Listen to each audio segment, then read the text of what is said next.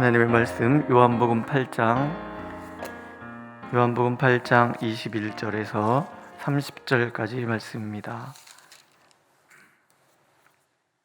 요한복음 8장 21절에서 30절 우리 함께 읽겠습니다. 21절 다시 이르시되 내가 가리니 너희가 나를 찾다가 너희 죄 가운데서 죽겠고 내가 가는 곳에는 너희가 오지 못하리라. 유대인들이 이르되 그가 말하기를 내가 가는 곳에는 너희가 오지 못하리라 하니 그가 자결하려는가? 예수께서 이르시되 너희는 아래에서 났고 나는 위에서 났으며 너희는 이 세상에 속하였고 나는 이 세상에 속하지 아니하였느니라. 그러므로 내가 너희에게 말하기를 너희가 너희 죄 가운데서 죽으리라 하였노라. 너희가 만일 내가 그인 줄 믿지 아니하면 너희 죄 가운데서 죽으리라. 그들이 말하되 내가 누구냐? 예수께서 이르시되 나는 처음부터 너희에게 말하여 온 자니라. 내가 너희에게 대하여 말하고 판단하는 것이 많으나 나를 보내신 이가 참되심에 내가 그에게 들은 그것을 세상에 말하노라 하시되 그들은 아버지를 가리켜 말씀하신 줄을 깨닫지 못하더라. 이에 예수께서 이르시되 너희가 인자를 둔 후에 내가 그인 줄을 알고 또 내가 스스로 아무것도 하지 아니하고 오직 아버지께서 가르치신 대로 이런 것을 말하는 줄도 알리라. 나를 보내신 이가 나와 함께 하시도다. 나는 항상 그가 기뻐하시는 일을 행함으로 나를 혼자 두지 아니하셨느니라. 이 말씀을 하심에 많은 사람이 믿더라. 아멘. 오늘 말씀에 보면 예수님께서 땅과 하늘을 대비하고 계시죠. 하늘에서 오신 분과 땅에 속한 사람이 대비됩니다. 하늘 아래서, 그러니까 땅에서 난 사람은 하늘 위를 알 수 없죠. 땅에 속한 사람들은 죄가 지배하는 세상 가운데 살다가 죄 가운데 죽을 뿐입니다. 땅에 속한 이들은 결코 그리스도를 보내신 분도 알 수가 없습니다. 왜냐하면 그 지혜라는 것이 땅에 갇혀 있기 때문에 그렇습니다. 그렇기 때문에 땅에 속한 사람들은 하나님 나라에 들어갈 수가 없어요. 그것은 땅에 속한 사람들의 구원은 특별한 은총을 통해서만 이루어질 수 있다. 그런 이야기입니다. 예수님 당시에 예수님을 알지 못하고 반대하던 사람들이나 오늘 예수님을 알지 못하고 반대하는 사람들 다 마찬가지인 거예요. 모두가 특별한 은총이 아니면 하늘에 속할 수도 없고 하늘에 속할 길도 알지 못하고 하늘에 통치하신 하나님과 그 보내신 아들을 알 수가 없는 거예요. 오늘 우리가 예수님을 안다는 것은 하나님께서 우리에게 주신 특별한 은총, 곧 예수님께서 십자가에서 죽으시고 예수님께서 부활하셔서 하늘나라에 들어간 이 특별한 사건을 통해서만 우리는 예수님이 누구신 줄 알고 예수님을 나의 구주로 영접할 수 있고 예수님 안에서 하늘에 속한 사람으로 살아갈 수 있다라는 거예요.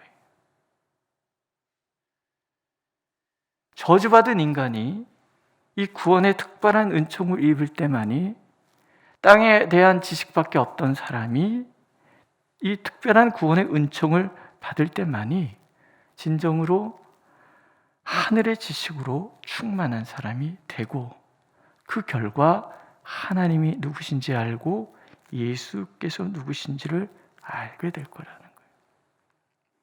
우리가 5장에서부터 계속 반복해서 만나는 사람들은 유대인들이에요. 누구보다 성경에 대해서 잘 알고 누구보다 성전 예식에 익숙한 사람들이에요. 안식일을 누구보다 철저하게 지키는 사람들이고 그래서 그 율법에 1.1억이라도 어긋나지 않으려고 그렇게 살아가는 사람들. 그런데 왜 이들은 예수님이 하나님으로부터 오신 하나님의 아들이라는 걸 왜 몰랐을까 하는 거예요.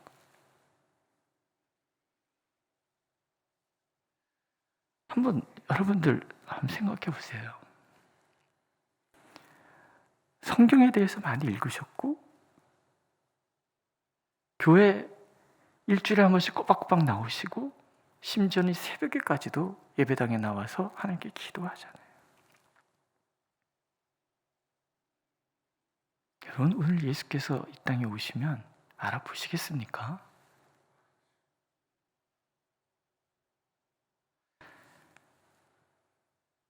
못 알아보실 것 같으십니까?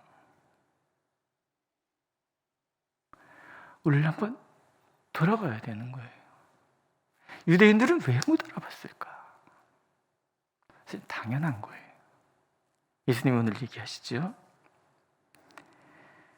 예수께서 들려야, 예수께서 십자가에 못 박히셔야 알아볼 수 있는 거예요. 이 구원의 특별한 은총의 사건이 일어나야 알 수 있는 거예요. 요한이 복음서를 쓸 때 이 복음서는 유대인들을 위해서 쓴 것이 아니에요. 유대 바깥에 살아 예수님을 만난 사람들 또는 예수님을 전하기 모르는 사람들을 위해서 쓰여졌단 말이에요. 유대인들의 유독 예수님을 반대한 이야기가 요한복음에 많은 이유가 뭘 것 같으세요? 예수님을 복음을 처음 들었을 때 그분을 만난다는 것이 쉬운 것이 아니다라는 것을 알 수 있는, 수많은 의문들이 있을 거 아니에요. 과연 진짜 이분이 예수님인가? 이분이 하나님의 아들인가? 예수님이 공생애를 보낸 그 시간이 얼마나 됩니까? 3년 반밖에 되지 않아요. 불현듯이 나타나서 3년 반을 불꽃같이 살다가 가신 분이 예수님인 거예요. 회개하라 천국에 하늘나라가 임하였느니라 라고 외치고 나서부터 3년 반 십자가에서 그렇게 사라져버린 거예요. 그 불꽃같이 살아갔던 그분을 당시 유대인들이 그 3년 반에 그분과 부딪히면서 수많은 의문들이 있단 말이에요. 안식일에 사람을 막 고치지를 않나? 심지어는 성전을 막 뒤집어 엎기도 내가 하나님의 아들이라 그러질 않나? 근데 이게 쉽게 믿어졌었겠냐는 얘기죠.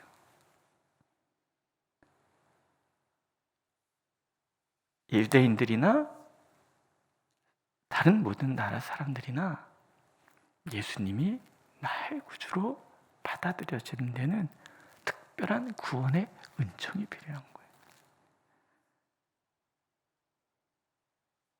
인자가 들리고 나면 성령의 시대가 열립니다.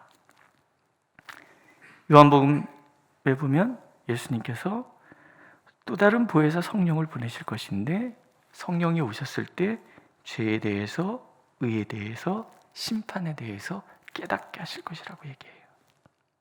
과연 사도행전 2장은 이런 얘기를 우리에게 들려줍니다. 베드로가 너희가 십자가에 못 박은 이 예수를 하나님이 주와 그리스도가 되게 하셨느니라 이렇게 선포했더니 그들이 이 말을 듣고 마음에 찔려 베드로와 사도들에게 물어 이르되 형제들아 우리가 어찌할꼬. 이 사람들이 누구예요? 지금 예수님이 하나님의 아들이라고 받아들일 수 없었던 사람들이에요. 근데 예수님이 십자가에서 못 박히시고 진정 주와 그리스도가 되신 그 순간, 십자가 사건 이전에도 주와 그리스도셨지만 이 십자가에서 우리의 모든 어리석음과 죄를 다 짊어지신 그 순간 이후에 성령이 오셨어요. 그 예수님의 이야기가 이제 마음에 찔리기 시작하는 거예요. 예수께서 들리신 이후에 성령께서 찔린 이유는 죄가 무엇인지라는 거예요. 의가 무엇인지라는 거예요. 심판이 무엇이라는 거예요. 그래 어찌합니까? 우리가 어찌할꼬.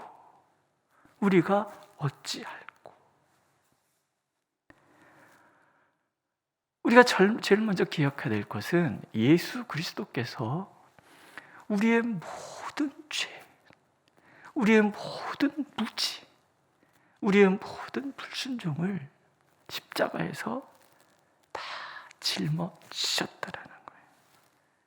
그리고 예수님께서 부활하심으로 모든 죄의 문제를 해결해 주신 것뿐만이 아니라 우리에게 생명의 길을 열어주신 거예요. 성령께서는 오셨어요. 이 모든 과정이 우리를 위한 것이라는 것을 날마다 일깨워 주시는 것. 하나님의 종을 통해서 예수 그리스도의 복음을 증거할 때 이 구원의 특별한 은총이 나를 위한 것이라는 것을 성령께서 날마다 나에게 가르쳐 주시는. 그래서 우리는 예수를 주요 그리스도로 고백하는 사람이 된 거라는 거죠. 땅에 속한 사람은 이건 알 수가 없어요. 우리가 땅에 속해 있었던 사람들이 하나님께 속한 사람이 될 수 있는 방법이 한 가지잖아요. 로마서는 우리에게 이런 얘기를 들려줍니다. 하나님의 진노가 불의로 진리를 막는 사람들의 모든 경건하지 않음과 불의에 대하여 하늘로부터 나타난다. 우리는 심판을 피할 수조차 없었던 그런 사람들이라는 거예요. 하나님의 진노 가운데 있었던 사람이에요. 예수님 말씀하시죠. 내가 그인 줄 믿지 아니하면 너희 가운데서 너희 죄 가운데서 죽으리라. 결국 우리는 하나님의 진노를, 하나님의 심판 속에서 그저 우리 죄 때문에 죽을 수밖에 없는 그런 사람. 그런데 우리에게 길이 열리는 거예요. 믿음이잖아요. 그인 줄 믿으면이라는, 뒤집으면, 그렇죠? 로마서에서 또 말씀하시잖아요. 이 복음은 모든 믿는 자에게 구원을 주시는 하나님의 능력이 됨이라. 먼저는 유대인이요 그리고 헬라인에게로다. 복음에는 하나님의 의가 나타나서 믿음으로 믿음에 이르게 하나니 기록된 바 오직 의인은 믿음으로 말미암아 살리라 함과 같으니라. 결국 내가 땅에 속해서 죄의 저주 가운데, 하나님의 진노 가운데 죽을 수밖에 없고, 하나님 누구신지도, 아담이 누구신지도, 구원의 은총이 무엇인도 몰랐던 우리가 복음을 믿고 받아들이면, 예수 그리스도의 십자가가 나를 위한 것이라는 것을 받아들이면, 예수님의 그 부활이 나를 위한 것이라는 것을 받아들이면, 우리는 그 믿음 때문에 또 다른 믿음으로 나가게 되는 거예요. 예수께서 나의 주님이시라는 것, 내 모든 삶에 함께 하신다는 것. 예수님이 이런 얘기 하시잖아요. 나를 보내신 이가 나와 함께 하시도다. 나는 항상 그가 기뻐하시는 일을 행함으로 나를 혼자 두지 아니하셨느니라. 예수께서 하나님께 전적으로 순종하세요. 그랬더니 하나님께서 예수님을 한시도 혼자 두시는 법이 없으세요. 이 얘기는 믿음의 사람도 마찬가지라는 거예요. 우리가 예수 그리스도를 나의 구주로 영접하고 그분이 베푸신 그 모든 특별한 구원의 은총이 나를 위한 것이라는 것을 믿으면 하나님은 한순간도 우리를 혼자 내버려 두시는 법이 없다라는 거예요. 우리의 믿음의 그 전 과정에 하나님께서 나와 함께 하셔서 나를 예수께로 인도하신다. 아버지께서 내게로 인도하지 아니하면 이라는 말을 반복해서 들려주시잖아요. 그러니까 우리가 주님을 영접하는 그 순간, 믿음으로 받아들인 그 순간부터 아버지 하나님은 날마다 우리와 함께 하셔서 하나님께로 날마다 우리의 삶이 향할 수 있도록, 그래서 마침내 은혜의 보좌 앞에 우리가 설 수 있도록 우리의 전 삶의 과정을 인도하시는, 우리를 홀로 내버려 두신 법이 없으신 거예요. 믿으세요? 오늘 하나님은 나와 함께 하십니다. 다만 내가 깜빡깜빡 하나님을 잊을 뿐이지, 또 의심할 뿐이지, 하나님이 우리를 잊어버리신다거나 하나님이 우리를 떠나시는 법은 단 한순간도 없다라는 거예요. 마치 아버지 하나님께서 예수님과 날마다 그렇게 동행하셨던 것처럼 오늘도 믿음 안에 있는, 그래서 하늘에 속한 우리를 하나님은 날마다 그렇게 동행해 주신다는 거예요. 이 얘기는 오늘 나의 신앙을 점검해야 된다는 것을 의미합니다. 우리는요, 여러분들 신앙생활 하루 이틀 하시는 게 아니시잖아요. 이미 수많은 목사님들을 통해서 해석된 성경을 들었고 그 해석된 말씀을 통해서 예수께서 누구신지를 알고 계세요. 예수님을 만났고 예수님을 믿지요. 그 예수 그리스도 안에서 그분을 누리며 그분이 주신 은총을 맛보며 살아간단 말이에요. 그러나 유대인들이 그렇게 율법에 정통하고 성전 예식에 그렇게 익숙한 사람들이 예수님을 거부한 것은 결국은 익숙함 때문이에요. 내가 특별한 은총을 받아서 하나님의 자녀가 되었다는 사실이 익숙한 신앙생활을, 교회 생활을 하다가 보면 잊어버리게 된다는 거예요. 내가 영원히 저주받을 자리에 있었다는 것도 잊어버리고요, 그 자리에서 내가 구원을 받았다는 사실에 대한 감사도 잊어버리는 거예요. 그 구원의 은총을 위해서 아버지 하나님께서 독생자를 내어주셨고 독생자 예수께서 그 모든 순환의 길을 걸으셨다는 것에 대한 감격도 잊어버리고 사는 거예요. 너무나 당연하다고 생각하기 때문에 내가 믿음을 위해서 치른 희생이 하나님께서 나를 구원하기 위해 치른 희생보다 훨씬 크다고 생각하는 그 순간부터 우리 안에는요, 공로주의가 싹트기 시작하는 거예요. 내가 이리 했는데, 내가 얼마나 헌신했는데, 내가가 드러나기 시작하네. 마치 유대인들이 모든 것을 안다고 생각해서 지금 구원의 은총으로 내 앞에 오신 예수님을 거부했던 거랑 똑같은 그런 교만이 나도 모르게 내 안에 남아있을 수 있다라는 거예요. 요한계시록에서 에베소 교회 성도들에게 하나님 이런 얘기를 하세요. 내가 참고 내 이름을 위하여 견디고 게으르지 아니한 것을 아노라. 그렇잖아요? 여러분들의 예수 이름 때문에 참고 견디고 성실하게 주님 신앙생활한 거 아신다라는 거예요. 그러나 그럴 때마다 그러면서도 예수님이 점검하시는 것이 있어요. 내가 너를 책망할 것이 있나니 너희 처음 사랑을 버렸느니라. 복음 때문에 참고 견디고 헌신한 거 참 좋죠. 하나님께서 인정하시고 다 하시는 거예요. 그러나 익숙함 때문에 내가 구원의 은총을 잊어버리면, 그 감격을 잊어버리면, 그것이 그냥 되면 그저 그런 것 같이 생각하는 그 순간부터 나는 주님으로부터 멀어지기 시작하는 거예요.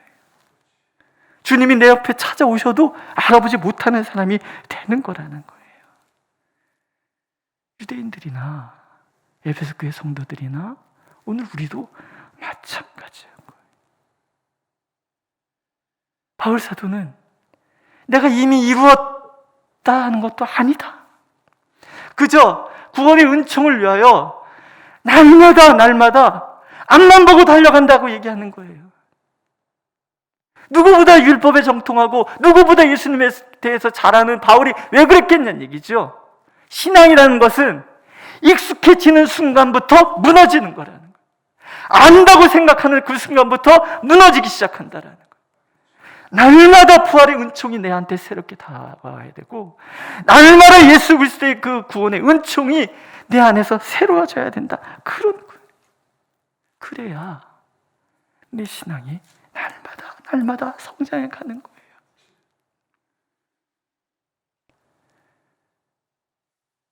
여기서 저보다 나이 어리신 분이 몇 분 왔는데요. 다 저보다 나이 많으시고 다 저보다 신앙생활 오래 하셨단 말이에요. 목사한테 위로받을 일이 뭐가 있어요? 목사가 알아주거나 말거나 그게 뭔 상관이 있어요? 오직 예수 그리스도 그분 앞에 내가 서 있을 뿐인 거예요. 주님의 그 특별한 은총 가운데 서 있는 거예요. 누가 나를 알아줄 필요도 없고 누가 나를 이해해 줄 필요도 없고 그냥 하나님 앞에서 날마다 나는 그 구원의 은총이 새로워지고 있는가. 그렇잖아요? 목사는요, 있어도 그만 없어도 그만인 거 아니겠습니까? 예수 그리스도만 계시면 돼요. 예수 그리스도 그분 안에서 그분과 교제하는 일이 날마다 새로워지는 것. 그렇지 않은 그 순간부터 익숙함에 젖어서 나가 드러나기 시작하고 왠지 모를 섭섭함이 드러나기 시작하고 그러다 보니까는 점점 첫사랑을 잃어버리는 그런 신앙으로 떨어질 수 있다라는 거죠. 오늘 나를 점검할 필요가 있습니다. 나는 이 구원의 은총의 그 감격이 오늘도 어떤 청년 아이가 그래요. 사실은 2018년도보다 2019년도가 더 기대가 되고 2019년보다 2020년이 더 기대가 됐고 그래서 2022년보다 2023년이 더 기대가 된다는 거예요. 늘 새롭게. 그래서 제가 그 얘기를 들으면 참 은혜를 받았어요. 그래요, 여러분. 2022년도까지 만난 예수님보다 2023년도에 나를 만나주신 예수님이 더 기대가 돼야 되는 신앙이 되는 게 맞죠? 오늘도 하나님께서는 우리가 이 놀라운 특별한 구원의 은총, 내가 하늘에 속한 사람이 되었다는 그 감격이 어제보다는 더 새로워지기를 원하십니다. 날마다 주님께로 더 가까이 나가는 삶, 그 삶을 살아내는 저와 여러분들이 되시기를 오늘도 하나님은 간절히 원하고 계십니다. 기도하겠습니다. 하나님, 우리 모두가 주님 안에서 때로는 참고 때로는 견디고 성실하게 헌신하는 것을 하나님이 아신다 하시니 감사합니다. 그러나 하나님, 그렇기 때문에 우리가 더욱 주님께로 가까이 나가게 하여 주옵소서. 하나님께서 우리에게 베푸신 이 놀라운 구원의 은총을 날마다 새롭게 확인하고 새롭게 감격하며 그렇게 주님을 향하여 더없이 달려나가는 우리가 되도록 인도하여 주옵소서. 예수님의 이름으로 기도드렸습니다. 아멘. 하늘에 계신 우리 아버지의 이름을 거룩하게 하시며 아버지의 나라가 오게 하시며 아버지의 뜻이 하늘에서와 같이 땅에서도 이루어지게 하소서. 오늘 우리에게 일용할 양식을 주시고 우리가 우리에게 잘못한 사람을 용서해 준 것 같이 우리 죄를 용서하여 주시고 우리를 시험에 빠지지 않게 하시고 악에서 구하소서. 나라와 권능과 영광이 영원히 아버지의 것입니다. 아멘.